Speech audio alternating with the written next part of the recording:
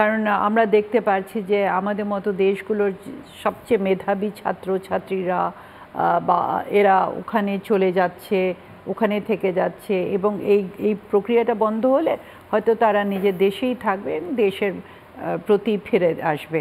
অধ্যাপক ডক্টর আমিনা মহসিন, আপনার কাছে আমি একটু জানতে চাই যে বাংলাদেশকে টার্গেট করছেন না, এটা এটা একদম হুমায়ুন কবির বললেন যে বাংলাদেশকে টার্গেট না করলেও বিশ্বের যদি অন্যান্য দেশকেও টার্গেট করে বাংলাদেশ তো বাদ যাবে না।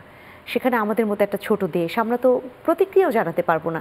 যেভাবে হাতে হাত করা পরিয়ে বিভিন্ন দেশের অভিবাসীদের পাঠিয়ে দেওয়া হয়েছে, সেই অনিবন্ধিত যেভাবে বললেন স্যার, তো সেরকম যদি আমাদেরকে কখনো পাঠিয়ে দেওয়া হয় আমরা তো প্রতিক্রিয়াও ব্যক্ত করতে পারবো না। অনেক দেশ তো করেছে, সেই প্রতিক্রিয়া ব্যক্ত করেছে, আমরা পারবো কি?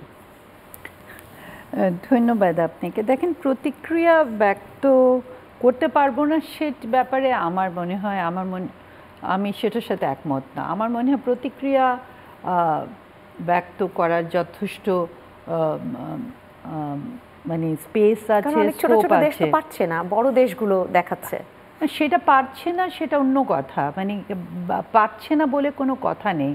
আপনি এখানে দেখেন, একটা জিনিস লক্ষ্য করবেন, এখানে আপনি ভারতেরও ব্যাপারটা যদি দেখেন, সেখানে অপোজিশন থেকে অনেক কিছু বলা হয়েছে, কিন্তু ঠিক সরকারের থেকে সেভাবে কোনো আসেনি। কারণ একটা বড় ব্যাপার হলো কি, সেখানে একটা আইনি ব্যাপার থাকে, ইললিগাল মাইগ্রেন্টসের কথা বলা হচ্ছে, লিগাল না। তো যারা ইললিগাল মাইগ্রেন্টস, সেখানে তো একটা রাষ্ট্র সেভাবে পজিশন নিতে পারে না, তাই না? কারণ এখানে তো প্রথমেই বলা হচ্ছে যে কি এরা নিবন্ধিত না, সেটা একটা ইস্যু আছে। দেখেন, এটার পক্ষে আমি যেটা কিছুদিন ধরে লক্ষ্য করছি, একটা ডিসকোর্সের মতো তৈরি হচ্ছে।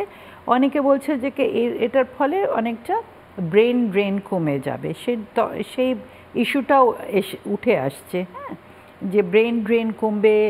কারণ আমরা দেখতে পাচ্ছি যে আমাদের মতো দেশগুলোর সবচেয়ে মেধাবী ছাত্রছাত্রীরা বা এরা ওখানে চলে যাচ্ছে, ওখানে থেকে যাচ্ছে, এবং এই প্রক্রিয়াটা বন্ধ হলে হয়তো তারা নিজের দেশেই থাকবে, দেশের প্রতি ফিরে আসবে। এখানে আমি কোনো পক্ষ বা বিপক্ষ নিয়ে কথা বলছি না।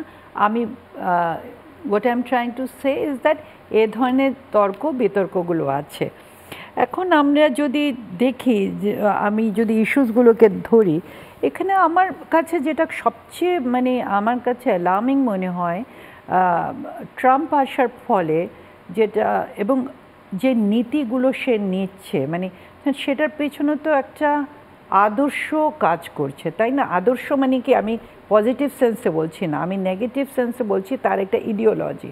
সে এটাকে when he saying that make America great again, হ্যাঁ, এই কথাটা যখন সে বলছে, সে কিন্তু কোন আমেরিকার কথা বলছে?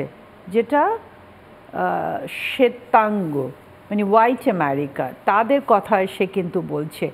এই যে একটা বর্ণবাদ সে যেটা আনছে, যে রেসিজমটা এখানে, তার ফলে হবে কি, ধরেন যারা ওখানে লিগাল মাইগ্রেন্টসও আছে, যারা ইমিগ্রেশন নিয়ে অনেক বছর ধরে আছে, তারাও কিন্তু কোনো না কোনোভাবে এটার দ্বারা ক্ষতিগ্রস্ত হবে, একটা লং টার্ম প্রক্রিয়া আসবে।